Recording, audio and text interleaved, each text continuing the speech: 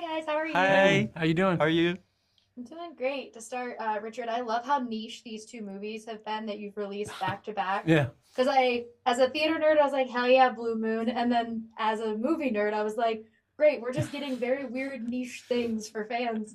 How is Yeah. it for you to go from something like Hitman and Merrily We Roll Along, which are like art pieces and people are like adaptations, to something that is so niche and specific as this movie and Blue Moon? Well, it is kind of unique to have these two out near each other, but they're kind of bookends to each other. One's about the beginning of a artistic career, one's about the end, the disillusions. Artistic careers are they're very interesting, particularly collaborations and partnerships. You know, with Rodgers and Hart, obviously, they only work with each other, and that's a complex quarter of a century relationship. But each film has that because it's a collaborative medium. You know, I loved kind of trying to express that. The director-actor relationship is very fascinating, and we see it here in kind of a conflicted way because Godard's so unconventional. He's so different. The way, you know, he believes to do something different, it's okay to do it very differently, and he's kind of driving everybody a little crazy.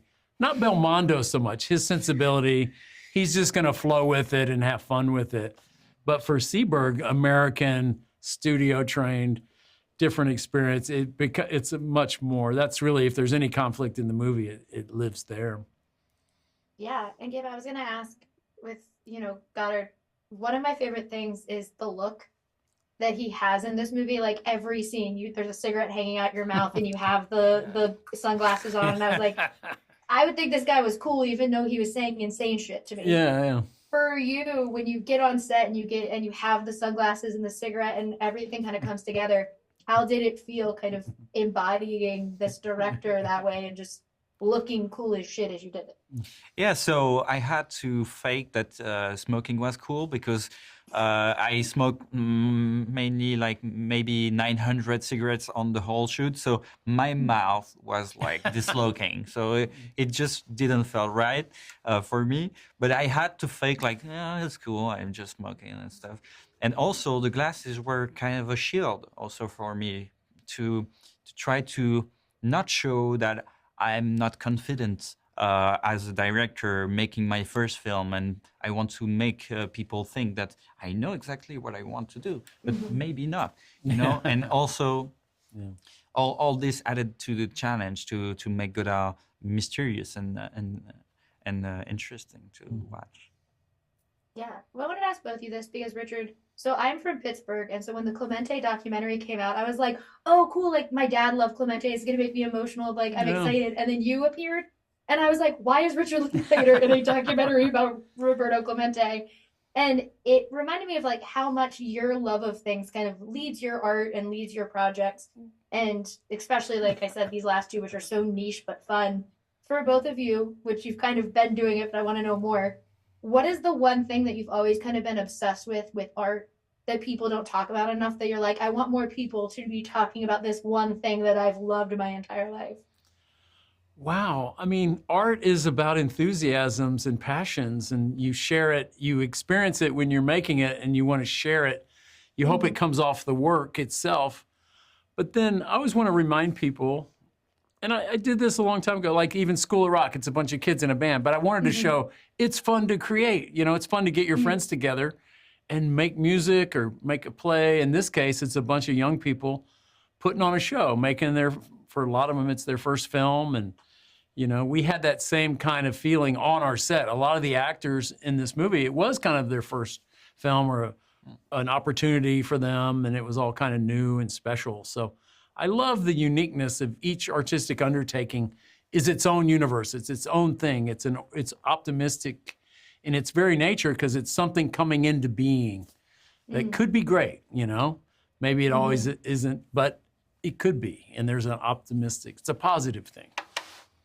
You know. Yeah, well, I loved this movie, so thank you guys for talking with me before I leave, Richard.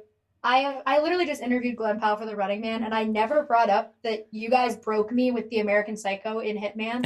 So I was like, I'll just say it to Richard Linklater as I end my interview. I know, it's so funny, isn't it? It's so good, but I love this movie. I love all your work, and so thank you guys so much. Thank you. I'm so glad you saw the Clemente documentary. That's very special. I did. Most people haven't seen it yet, but It's the Pittsburgh in you. Thanks for seeing it. Pittsburgh. Thank you guys. Okay, bye. Thank you, Great talking bye. to you with Hi you. guys. Hi. How are you? All right, how are you? I'm doing well.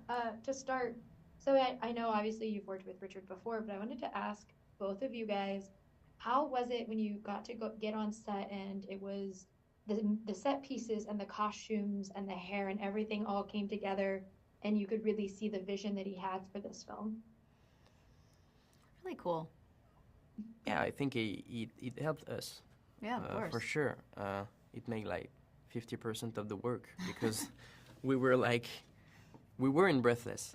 So of course it helped to feel the energy of this shooting and trying to reconstitute, right? Reconstitute? I don't know. don't know. Or the word. redo the same. Yeah, recreate. atmosphere. Recreate. Yeah, recreate. Yeah. No, yeah. I was just remembering what we haven't talked about, which is all the smoking. Yeah.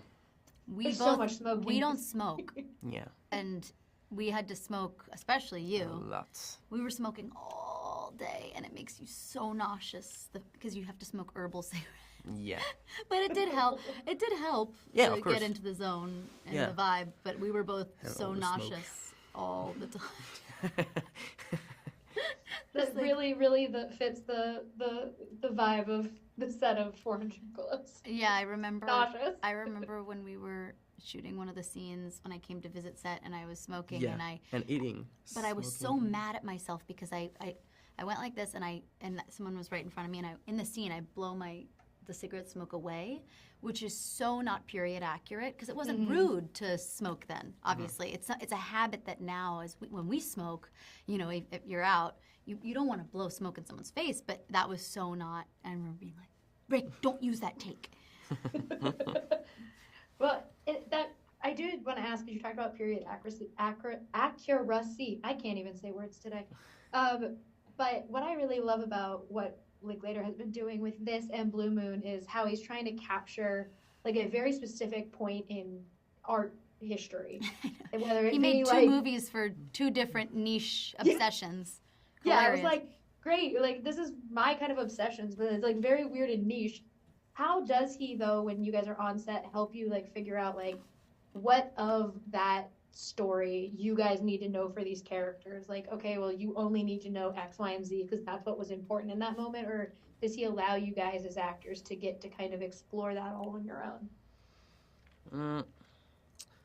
I think we did that on the rehearsal. We explored together. It was like really, we shared all our point of views, and so we can find a general point of view with all we have to say. And yeah, I think when we were on the set, we just knew what we have to do and what we were in our lives in this shooting. So yeah, I think we did all the work in the rehearsal, I guess. What do you think? Yeah. Well, and so I wanted to ask you because I was like watching this movie and you with the pixie cut, I instantly was like, I would watch her as in a Twiggy movie. Like it was like very Twiggy, even though I know that's Jean's hair. I truly was like, this reminds me a lot of what I love about Twiggy. But when a hair piece like that is so striking. How was it for you though when you first kind of saw yourself with the pixie cut and did all that? Because as a woman, I'm like, I would never rock a pixie, so I don't know. Well, it wasn't a how hair anyone piece. does. It wasn't a hair piece. I cut my hair. How did you like? How I didn't- for was you it- as a person did you kind of go through that? 'Cause I would can't not ever- wear a wig if I'm got the great fortune of playing Gene Gene. Seberg. No. That was I cut my hair off. Oh my god. How did I feel doing that? It's funny. My hairstylist. I was asking her yesterday. I was like, "Did I imagine this?" Or I was pretty like kind of not. I wasn't affected by it when we cut it. And she was like, "No," to the point where I was like, "Are you okay? Why don't you have any reaction?" I had no attachment to cutting my hair off. I'm sure because I was just so thrilled I had this opportunity to do this part and to have such a fun transformation. I probably won't do that again, just because the grow out is so shockingly awkward. And yeah, but I loved doing it, and yeah. Funny, I remember when I would see people that would have a pixie cut, I'd be like, oh, I could never do that. And when I had the pixie cut, every single woman would say to me, oh, I could never do that. I'm like, yes, you could. That's just the first reaction everyone says. I could never. Yes, you could. You just have to play Jean, and then you just have to cut it, and you too can do it. Yeah. Pretty easy, actually. Well, I love all of Richard Linklater's movies, and so I obviously very much love this, and so thank you guys so much for talking with me today. I really, really appreciate it. Nice to meet you. Thank you so much.